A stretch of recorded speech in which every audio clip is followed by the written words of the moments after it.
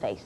Well, you put cream cheese on the bagel. And Put cream cheese on it? And you decorate it with eyes. And that's what you're making, eyes and other noses. And we have Paige with us and Brendan with us. And, of course, this is the co-author of the book, Molly Katzen. Molly, thank you so much. We're thrilled. No problem. Actually, I'm hungry.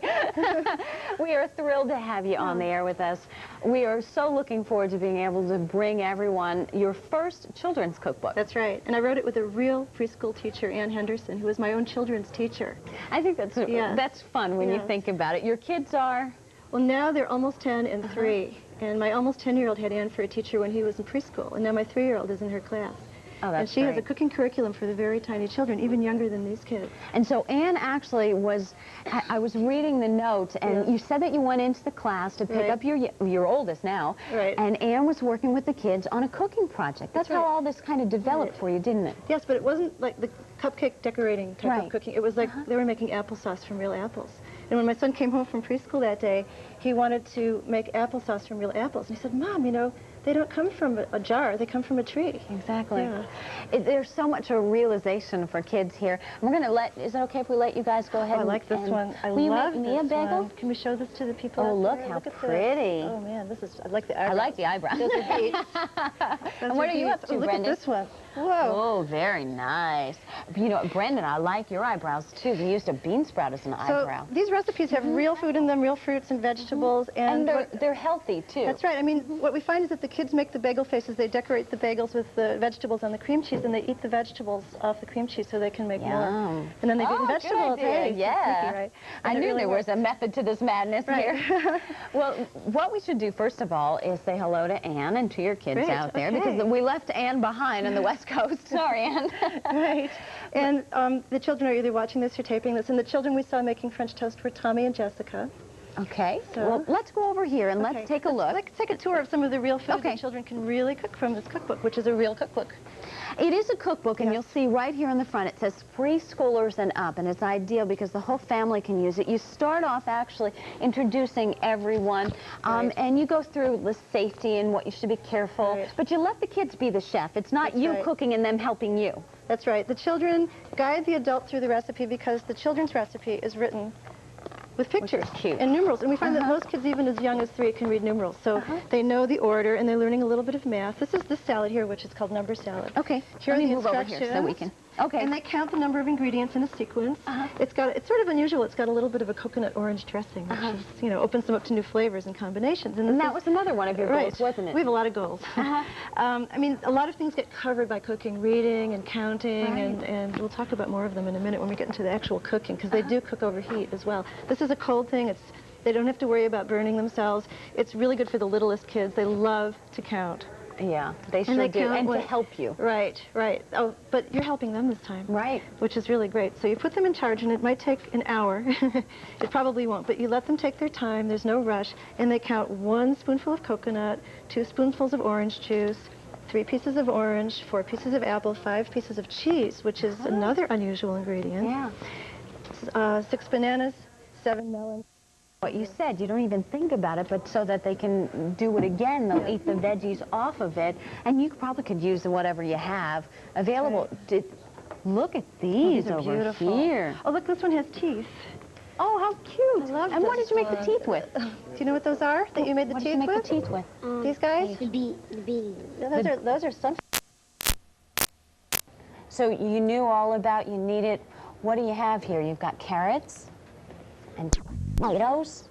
Different kinds of sprouts. And all kinds of things. Yeah, olives. Had you ever eaten a bean sprout before? No. No? Do you like them? I don't know. You want to eat one with me? Okay. You are eating a bean sprout for the first time on TV. Pretty good.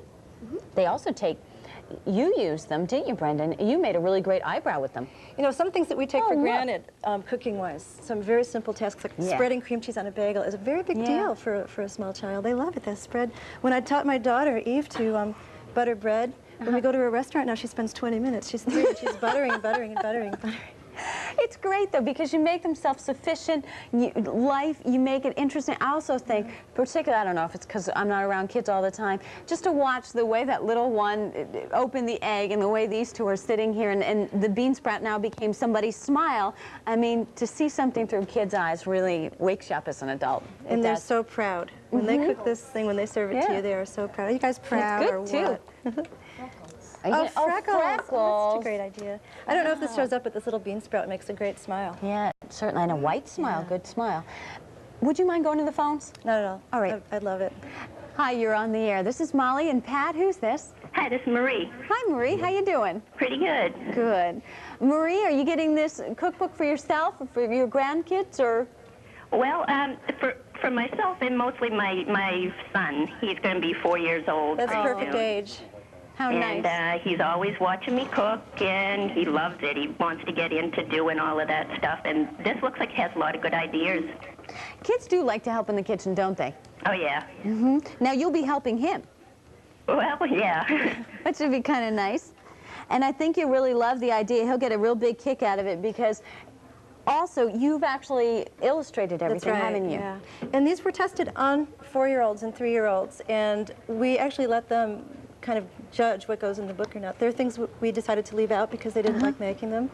And we were surprised at what the kids can really do and what they love to do. I mean, they love to cook things even if they don't want to eat them. They love the process. Well, and it gives, does your 4-year-old, is he a good eater or does he kind of finicky? He'll start with some foods and stick with the same thing for a long time, and then he goes on to something else, and we have like macaroni and cheese for a week. But this, I figure, will give me some good ideas, and it looks like it would make it interesting, and he'd want to try eating different things. Oh, wait till you see. Now, we have to, while we have you on the air, you'll be able to see. Paige, I forget, you're 8? You're 9? Yeah, wait till you see how creative your little one is going to be. Well, I was also thinking of trying it in like a kids' party setting. Oh, too. that be fun? That's great. You know, we just did bagel faces at my daughter's 3rd birthday, and it was a big hit. They spent about a half an hour on it. It's much better than loading them up with candy. Oh, much better. And That's it gives a great them something idea. to do with each other. They kind of watch each other and get ideas. And I'm really looking forward to trying this out. Terrific. And you'll be in for some good eating. It's about time somebody waits on you, right? Yeah, that's true. Well, good luck with it, and give your 4-year-old a kiss and a hug for us. Okay, Take thanks. care. Bye-bye. Molly, this looks absolutely terrific. Let's decorate it some more. This is pretend soup. This pretend soup. Is that, how did you come up with the idea of what to call the book? Well, after Imogen made that comment about cooking, about making this cold fruit soup, I thought it kind of, it just said it all, because for so many little children, cooking pretend invisible food is like a big activity. Like my daughter's always very busy. That? Yeah, and to kind of switch over to cooking something real, that they can really feed themselves or feed you or feed their toys or whatever, is a major source of pride, and it just sort of said it all as far as I'm concerned. So. And it's so important to encourage that at any age. It's a great cookbook. It'll be something that you definitely enjoy, and you will use and use and use. We hope that you come back again. It was really a pleasure for me, and I know for everybody here. Over 600 of you have dialed in. If you're on the line, please do stay on the line. I know we get very, very busy. If you already have a membership number, use the automated ordering system. And let me just sneak over here. Thanks to you two. Can I eat one of those bagels? Do you think anyone looks like me? Well, we'll work on one that looks like me. Thanks, guys. And thanks again, Molly. We appreciate you coming by. We're going to go ahead, and I'm going to find a bagel that looks like me here. Do stay with us. Gifts for Kids continues.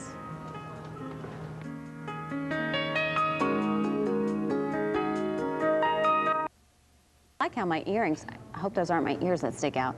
So sweet. That's a lot of fun. And my thanks to Molly and everyone associated with Molly and Ann. Cream cheese coming out the bottom. I'll have to hold it. We're going to go ahead and move on. But get that book, because there are so many different things that you think of. What can I do with the kids? Maybe.